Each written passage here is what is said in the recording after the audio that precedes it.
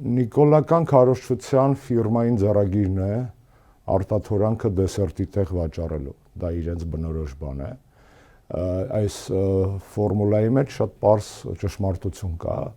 եւ իմ վերնագիրը եւ քննադատությունը բովանդակային էին եւ որևէ, այսպես ասած, քաղաքական ատակայի կամ պերսոնալ ատակայի հարց չէր։ Փաստաթուղթը կազմված էր ակնհայտորեն հայկական կողմի, այսպես կոչված հայկական կողմի խնդրանքների հիման վրա, որ ինչ կան կարակ ճխտեք ինքնիշխանություն բառը, դա ճխտած էր, անբնական շատ ձևակերպումների մեջ էինք մենք դա տեսնում, տենց այն որ Բոշի եղը շատ ալնում, փորձում են համապատասխան տեղերին քսել, այդպեսի այդ փաստաթղթում այդ ինքնիշխանության բառը այդպես լղոզված տեսք ուներ, այնինչ բովանդակության առումով ակնհայտ է այն ինչ որ գրել եմ ճշմարտություն է, եւ խոսքը ոչ միայն տվյալ պարագայում կոնկրետ գործարքի մասին է, այլ ԱՄՆ-ի եւ այլ գերտերությունների ներգրավմամբ տարբեր մեգապրոյեկտներ են եղել պատմության մեջ, օրինակները բերել են Պանամայի ջրանցքը Սուեցի, ջրանցքը թուրքական պրալիվները Սևծովյան եւ այլն, որտեղ ակնհայտ է եղել, որ նման տեսակի կոնցեսիոն, այսպես ասած, կամ արտաքին ուժի ներգրավմամբ լոգիստիկ պրոյեկտները վատ են ավարտվում են երկրների համար, որտեղ այդ պրոյեկտները իրագործվում են։ Սա ընդհանուր շրջանակ է։ Իմ քննադատությունը տրիպի դեմ չէր։ Իմ քննադատությունը Նիկոլ Փաշինյանի վարած քաղաքականության դեմ էր, որովհետև ակնհայտ է, որ գերտերությունները առիթից օգտվելով փորձել են իրեն շահերը հետապնդել տարածաշրջանում։ Չի կարելի մեղադրել ԱՄՆ-ին, որ նա օգտվում է իրավիճակից եւ իր շահերը հետապնդում է։ Նույնը կանեինք Եվրամիության պարագայում կամ Ռուսաստանի պարագայում, այսինքն այստեղ կապ չունի թե ում վասալն ես, վասալը վասալ է։ Երկրորդ խնդիրը այն էր, որ համաձայնագիրը չունի նախ այդ հայտարարությունը չունի իրավական հիմք, չունի իրավական ուժ, այսպես ասած։ Ինչը նկատի կներեք, իրավական հիմքը օգոստոսի 8-ի հայտարարությունն էր, բայց իրավական ուժ հենց այդ փաստաթղթում գրած է, որ այս հայտարարությունը չի առաջացնում իրավական պարտավորություններ եւ հետևանքներ ոչ ԱՄՆ-ի համար, ոչ Հայաստանի համար։ Կնակնհայտ է, որ այստեղ այս խնդիրը նույնպես առկա է։ Մյուս խնդիրը այն է, որ Հայաստանի լոգիստիկ պոտենցիալը շատ ավելի մեծ է, քան բացառական պարզապես Սյունիքով անցնող եւ Ադրբեջանը Նախիջևանին կապող այդ ուղու խնդիրն է։ Հայաստանի տրանզիտային պոտենցիալը շատ ավելի մեծ է, քան տրիպը։ Տրիպը չի կարելի տրիպի խաթր մսխել ամբողջ պետության լոգիստիկ պոտենցիալը, այստեղ որպեսզի ավելի պարզ լինի, խոսքը գնում է եւ հյուսիս-հարավի իրական հյուսիս-հարավի մասին խոսքը գնում է եւ Սևծովը Պարսից ծոցին կապելու միջանցքների մասին խոսքը գնում է Հնդկաստանի, Չինաստանի շահերը տարածաշրջանում օգտագործելու հանուն Հայաստանի այդ ուղիների մասին խոսքը գնում է ռուսական բեռնափոխադրումների մասին, այսինքն բերել խուրդել Հայաստանի լոգիստիկ պոտենցիալը, ոնց որ ունենակ մի կառատանոց բրիլիանտ եւ այն վաճառեք, ենթադրենք ցիրկոնի գնով։ Մոտավորապես այսպիսի բան է տեղի ունեցել զուտ գեոպոլիտիկ ռացիոնալության տեսակետից։ Սկզբում խոսվում էր բոլոր ճանապարհների ապաշրջապատման մասին, հետո մեկ էլ տեսանք հոп դա չի։ Այն որ այս հայտարարությունը բան է հայանպաստ չի եւ այն պայմանները, որոնք այդտեղ շարադրված են, լավը չեն, նաեւ ապացուցվում են Արարատ Միրզոյանի ափալ-թափալ փնթի ասուլիսով, որ այդ պահին տակ-տակ ինքը իրանք փորձում են ծախել այդ հայտարարությունը որպես լավ բան։ Նիկոլի գրառումը, Արարատի այդ ասուլիսը շատ վատ կազմակերպված է, 3 ընդհատումներով ինքնաասուլիսն, այդ ամիջը դրա մասին է։ Ակնհայտ է, որ դրանք վարպետ են, ես արդեն ասացի բանաձևը, վատ բանը լավ բանի տեղ հրանցնելու։ Բայց այդտեղ ուրիշ խնդիրներ էլ կան բովանդակային, օրինակ Հայաստանի ինքնիշխանության հարցը ծագում է այդ ֆիրմա ձևակերպումները, երբ որ բացում ենք, back office, front office, այն ինչ լավ է հնչում, կարեք մի 5 հատ էլ անգլալեզու բառ գրեք մեջը, բայց դրանից ինչ է առաջանում, առաջանում է այն մտայնությունը, որ բուն օպերատորությունը, որը վերապահվելու է փաստացի օտար կապիտալով ֆիրմայի ընտրությանը, այսինքն իրական իշխանությունը ոչ թե թղթային, ոչ թե տիպա օրենք ընդունեցին կամ մաքսային կարգավորում ընթացակարգը այսպիսին է կամ դատական իշխանությունը տարածվում է նաև այդ տարածքի վրա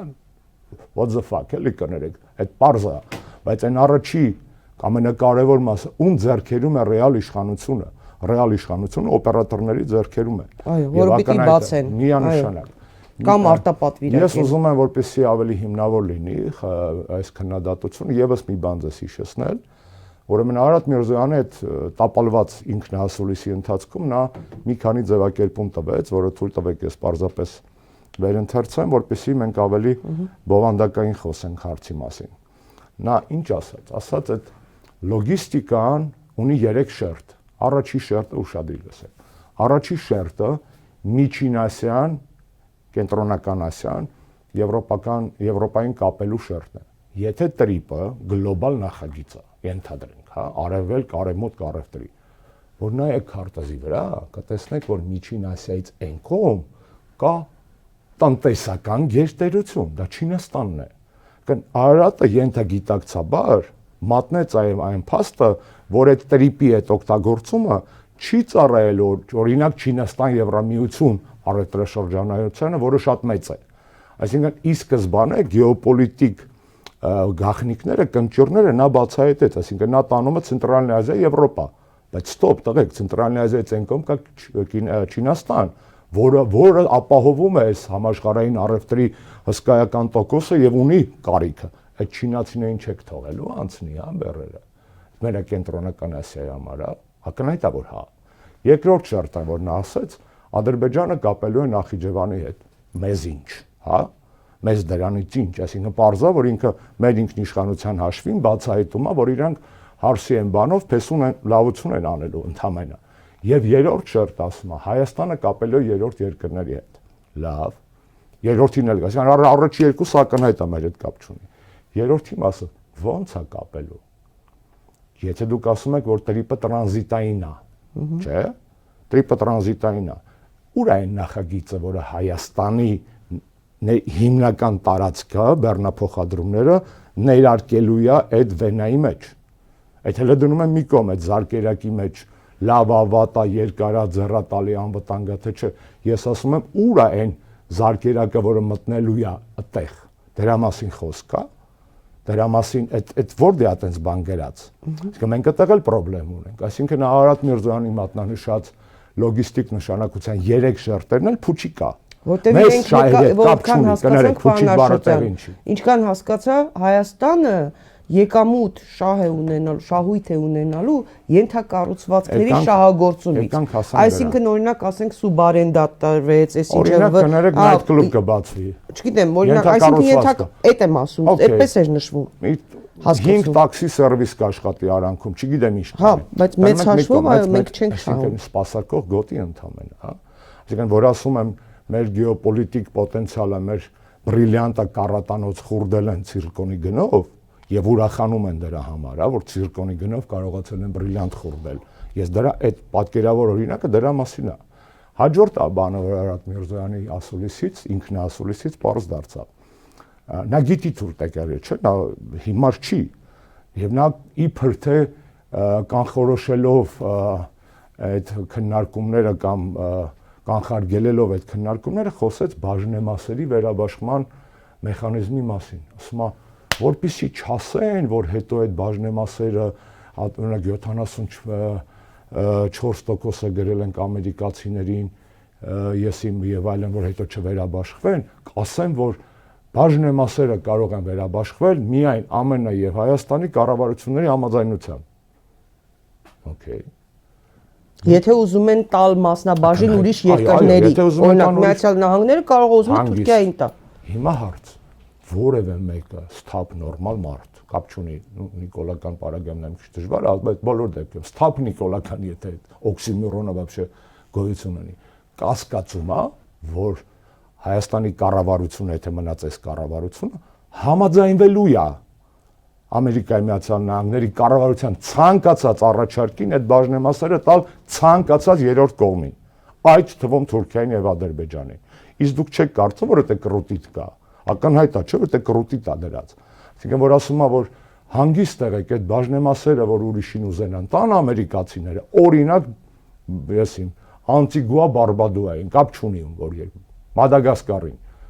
Հայաստանի կառավարությունը պետք է համաձայնվի։ Որևէ մեկը կասկածում է, որ Նիկոլ Փաշինյանի կառավարությունը, եթե մնաց, համաձայնություն է տալու, որ այդ բաժնեմասերը փոխանցվեն Ադրբեջանին կամ Թուրքիային։ Կասկած չկա, չէ՞, այս պարագայում տեսնելով թե ինչ թրքահաճո Ադրբեջանա լիզ, այսպես ասած, քաղաքականությունա վարում Նիկոլը, որ դաժե նավթից է խոսում, բենզինից, ամեն ինչ անում է հաճոյանալու համար Ալիևին, եւ դա առանձին թեմա է խի հետ խաղը բացահայտված արդեն, կասկած չկա, չէ՞, որ կելնիկ ասի, որ հանուն խաղաղության